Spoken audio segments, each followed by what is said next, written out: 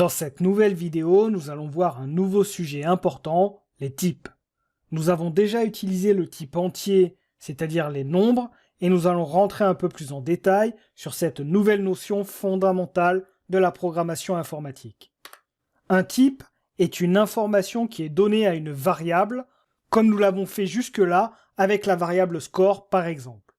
Maintenant, imaginons que nous avons deux personnages, Tia et Milo. Ces deux personnages disposent tous les deux d'un nom, d'un âge et d'un sexe.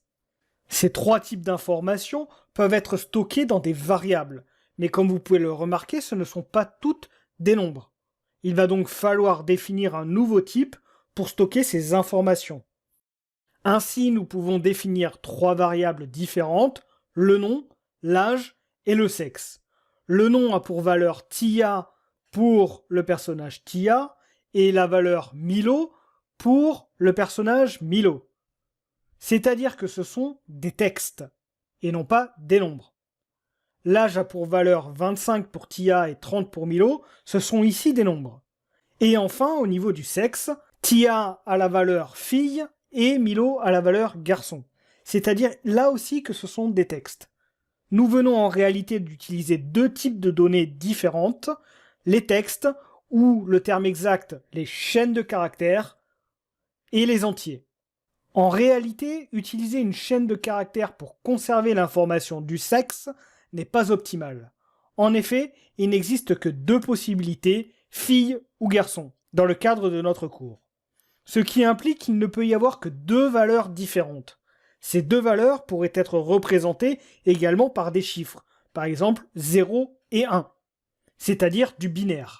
Ou encore représentées par un autre type qui s'appelle le type booléen, et qui ne peut avoir que deux valeurs, la valeur vrai et la valeur faux. On pourrait donc considérer ici, dans notre exemple, que garçon est la valeur vraie pour le sexe, et que faux est la valeur fille pour le sexe. Donc c'était une autre possibilité, une autre représentation plus optimale pour une variable qui ne peut avoir que deux valeurs. C'est le type booléen.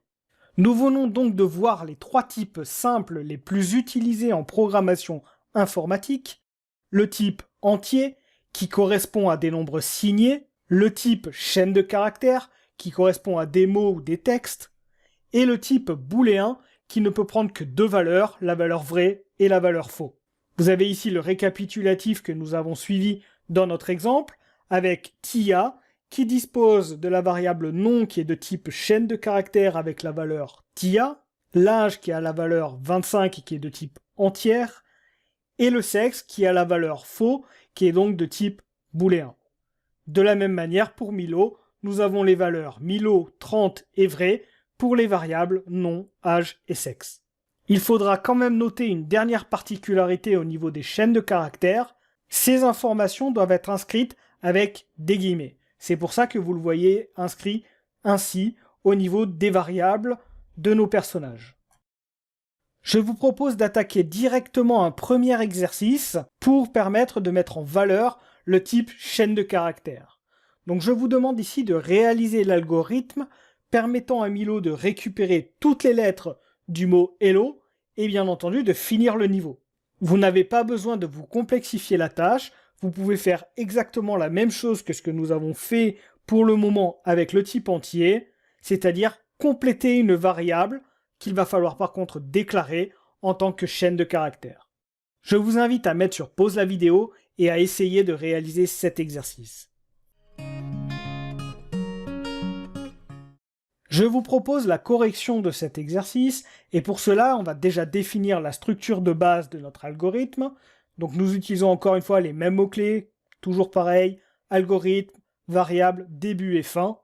Et ensuite, on va indiquer les informations. Donc le nom de l'algorithme en premier, je l'ai appelé ici algo variable type 1. Ensuite, on définit la seule variable qu'on aura besoin, c'est la variable texte. J'aurais pu mettre le nom que je veux. Une variable peut avoir n'importe quel nom. Faites quand même attention de ne pas mettre un nom qui correspond à un mot-clé de l'algorithme. Ce serait un petit peu dommage d'utiliser le mot début en tant que variable. Même si ça poserait pas de problème, puisqu'encore une fois, on est sur de la logique, du concept, et on n'est pas directement en train de faire un programme. Mais bon, d'une manière générale, essayez d'utiliser des mots assez spécifiques et qui ne sont pas liés à un mot-clé de l'algorithme. Ici, j'ai défini la variable texte qui est de type chaîne de caractères. Donc, je n'ai pas marqué caractère, vous pouvez l'écrire si vous voulez. Comme je vous ai dit, c'est de la syntaxe. L'objectif, c'est la logique. Donc, moi, j'écris chaîne de car. Voilà, ça me suffit largement et je dis qu'ici, mon texte, c'est une chaîne de caractères. Comme pour les entiers, il est important d'initialiser une variable. Donc là, on vient de la déclarer. Maintenant, on doit l'initialiser à l'étape 0, c'est-à-dire que texte prend la chaîne de caractères vide. C'est ainsi qu'on initialise une variable de type chaîne de caractères. Pour une variable de type entière, nous avions inscrit à l'intérieur la valeur 0. Ici, c'est la valeur vide. Maintenant, on peut dérouler notre programme assez simplement. Donc, on va passer à l'étape 1, où on va simplement avancer d'une case et ramasser le hash. Pour ramasser le hash et le compléter dans la variable texte, qui est donc de type chaîne de caractères, on va réaliser une assignation là également. Donc on va assigner dans la variable texte son ancienne valeur, c'est-à-dire le vide, et on va y rajouter le hash, ce qui va faire que la nouvelle valeur de la variable texte prendra la valeur hash. En l'occurrence, l'action que nous venons de réaliser, le fait de mettre bout à bout des chaînes de caractères, s'appelle en informatique une concaténation. C'est le terme technique qu'il faut connaître. Donc, assembler deux chaînes de caractères entre elles, c'est réaliser une concaténation. Ensuite, l'étape suivante, donc le passage de l'étape 1 à l'étape 2, Milo avance d'une case et ramasse le E. Donc là, encore une fois, on va avancer et on va assigner à la variable texte son ancienne valeur plus le E.